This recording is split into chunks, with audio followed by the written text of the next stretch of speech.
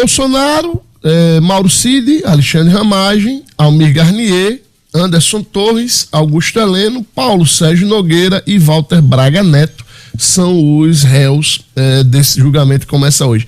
Como eu disse no início, os dias de hoje, amanhã, eu acho que amanhã tem sessão, não, quinta, né? Acho que amanhã não tem. Acho que é hoje e quinta.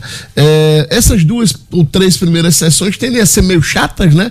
Porque a leitura de relatório e sustentação oral de defesa, cada defesa tem 1 hora para falar, enfim, tende a ser meio chato esse início. A coisa deve esquentar mesmo lá para a semana que vem, mas a expectativa aí já tem, inclusive, cela sendo preparada para Bolsonaro e para os demais. Já está se discutindo se a turma que é militar perde ou não perde patente. É mais ou menos um julgamento, Danilo, do qual já se sabe o resultado.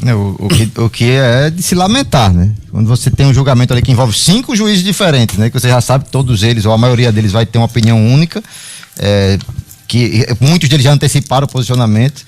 É um julgamento histórico por vários sentidos, inclusive por esse, né? Por já saber o resultado previamente, né? Lamentavelmente, para uma democracia que se sustenta muito no poder judiciário, de se lamentar que cheguemos aí às vésperas de um julgamento com todo mundo já sabendo que aquele pessoal ali vai ser condenado, e mesmo por uma ação que ainda está difícil de acreditar que realmente aconteceu. Está difícil de acreditar porque as provas são cheias de lacunas, né? Como já foi levantado aqui diversas vezes. É um grupo que está sendo acusado disso, um suposto golpe de Estado que teria durado ali vários anos, né? E aí ninguém consegue ter ligação dessas ações.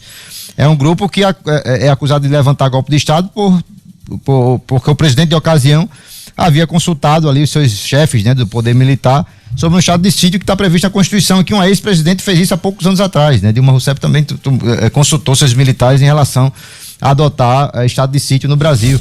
É um presidente que está sendo acusado de um suposto golpe de Estado, mas que nomeou os indicados para liderar ali o Exército Aeronáutico e a Marinha do adversário que venceu ele nas eleições, né? Foi Bolsonaro que nomeou esses militares, né? Que golpe era esse que ele queria dar nomeando os adversários lá para assumir as forças militares?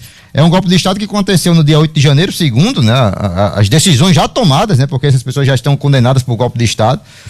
No dia 8 de janeiro, com esse presidente lá nos Estados Unidos. E ele acompanhou esse golpe dos Estados Unidos, né? Então, são lacunas que vão ficando, que eles não estão muito preocupados com isso, né? O Alexandre de Moraes vai seguindo a sua forma de julgar, e vai levando adiante. É um julgamento que entra para a história porque permite que um adversário político julgue outro.